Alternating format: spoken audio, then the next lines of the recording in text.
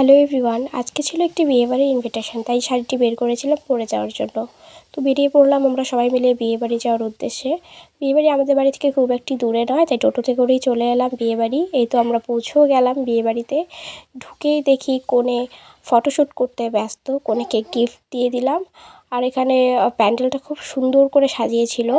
এরপর চলে গেলাম আমরা স্টলে আজকে ছিল ফুচকা, তারপর ছিল কফি, আর এখানে মাটির ভাঁড়ে চাও দিচ্ছিল, চাটাও খুব ভালো হয়েছিল। এরপর আমরা চলে গেলাম মেন কোর্সের প্রথমে থালা দিয়ে দিয়েছিল, তারপর দিল ভাত, সাদা ভাত একদম ঝরঝরে, তারপর দিয়ে দিল মুগ ডাল, এবং মুগ ডাল দেওয়ার পরে দিয়ে দিল একদম মুচমুচে বেগুনির পর চলে এলো এঁচোড় চিংড়ি, এরপর ছিল কাতল কালিয়া, আর ছিল মাটন। তারপর দই মিষ্টি চাটনিও ছিল, কিন্তু সেটার ক্লিপটি আমি নিতে ভুলে গেছি। এবার খেয়ে বেরিয়ে আমরা দেখলাম এখানে বর এসে গেছে। তো এখানে সবাই বরকে বরণ করার জন্য বরণ করে নিচ্ছিল, এবং বরও এখানে একটু ডান্স করে নিল। তো তারপর আমরা এখানে দেখছি সবাই বরণ করে ভেতরে চলে আসছে, আর রিহু এখানে বরযাত্রীর সঙ্গে একটু ডান্স করে নিল ওর বাবার কোলে।